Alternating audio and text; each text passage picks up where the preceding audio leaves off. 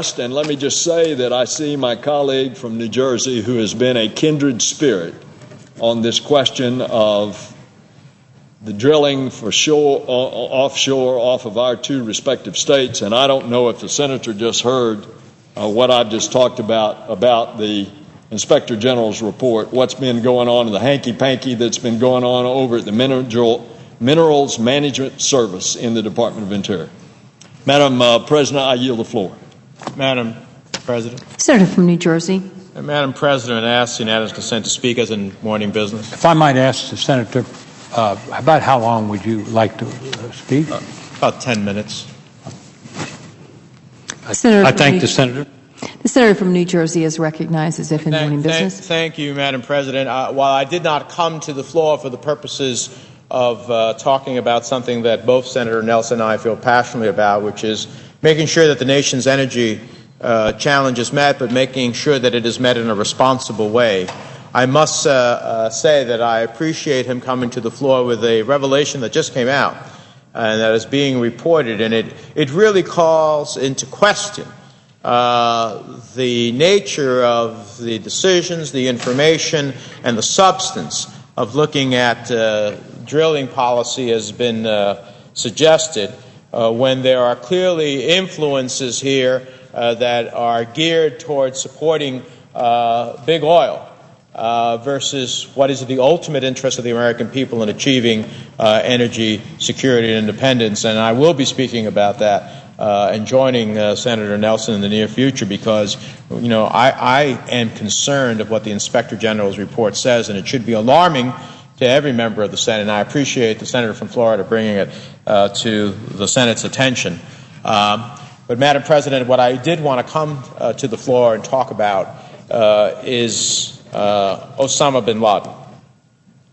Now, none of us will ever forget, no one in this country will ever forget the shock and the horror that we felt 7 years ago tomorrow when we realized that a group of terrorist murderers had taken 3,000 American lives, taken down 2 of our monumental skyscrapers, and taken a chunk of our military headquarters at the same time, as well as downed a plane in the fields of Pennsylvania. I know this is true for every American. It is seared into our hearts as well as in our mind, and I know it specifically by virtue of the hundreds of New Jerseyans that were lost on that fateful day. Before long, we learned the name of the organization that plotted and executed this plot, and they're called Al-Qaeda. And although he had already been a deadly force before that fateful day, each and every American would soon learn the name of the evil mastermind behind this carnage, Osama bin Laden. As a country, we were unified in our grief and unified in our resolve to find bin Laden, dead or alive, as our president said. And there is no reason to think we wouldn't succeed. We live in the greatest country on the earth, with the greatest military in the world, and the greatest resolve of any people. We are the country that taught man to fly, that has helped save the world from marauding dictators, and put a human being on the moon. If we set our mind to capturing or killing the people responsible for this mass murder, then we were going to get the job done. But here's the thing. As we speak here today, 7 years have passed since those terrorist attacks. And where is Osama bin Laden? Where is the man who killed 3,000 of our fellow Americans? Where is our nation's #1 enemy? He was allowed to get off the hook. He was allowed to rebuild his terrorist organization to pre-September 11th strength, as has been noted by testimony before the Senate Foreign Relations Committee, of which I am a member of, has been noted in various official reports. He was allowed to establish his own safe zone along the Afghanistan-Pakistan border. Now, I don't think any American would disagree that the words Osama bin Laden and safe should never be uttered in the same sentence. Why is he living in a safe zone? Why was he allowed to rebuild his terrorist organization? Why has he not suffered for the consequences of his mass murder?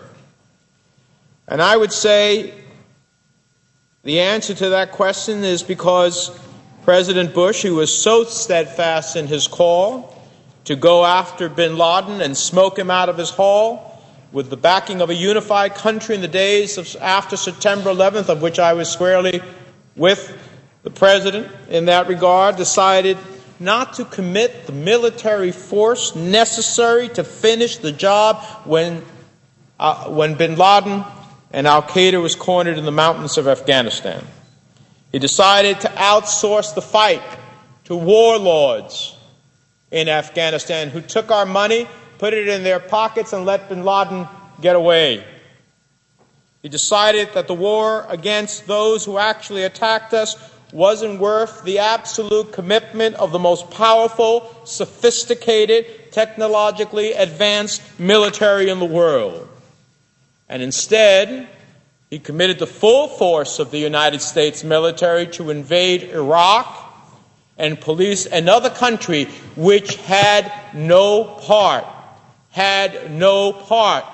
in the murder of 3,000 Americans.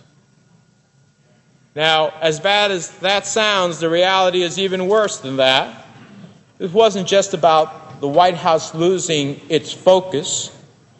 They misled the American people so that they could start a new war.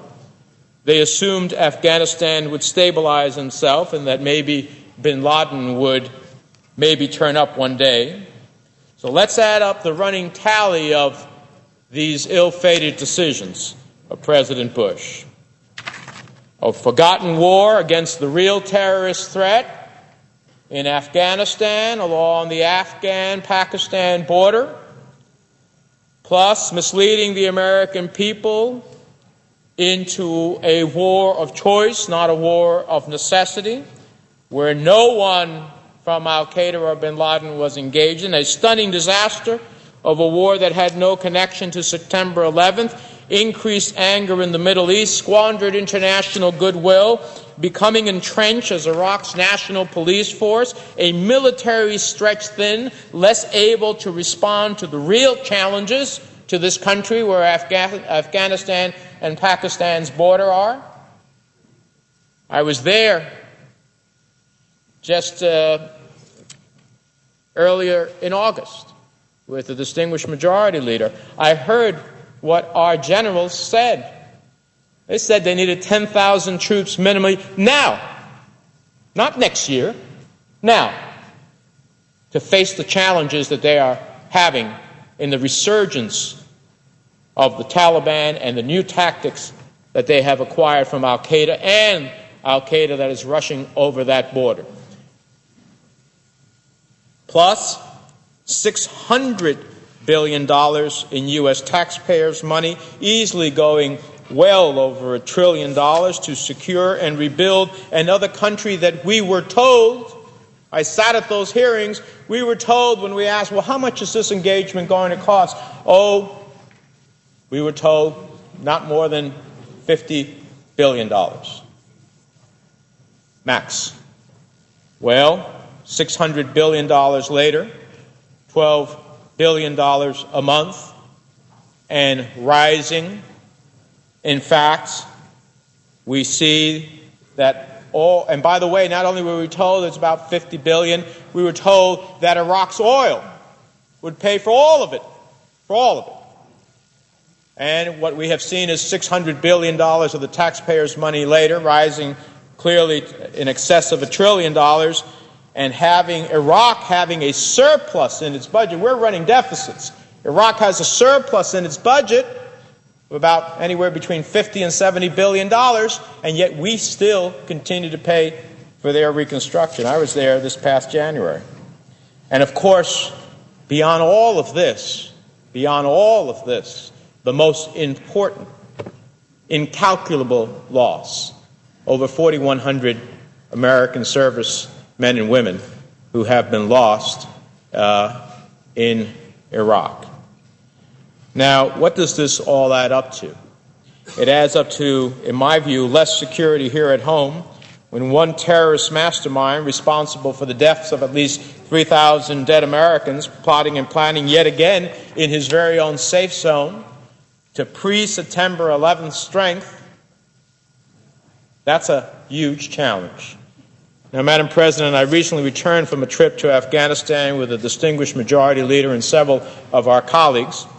Our troops and their commanders are doing a terrific job with what they have been given, as they always do. But the message from everything I saw when I was there and heard from the people we always say, let us listen to the commanders in the field. Well, I listened to General McKiernan, who is the commanding general not only of our troops but also the NATO forces there. I listened to General Schlosser, who is in the midst of that part of Afghanistan that is in the fight, and they said clearly that they needed extra troops. Then I heard the President's decision. They won't get those troops, even though they've already needed them, until sometime next year.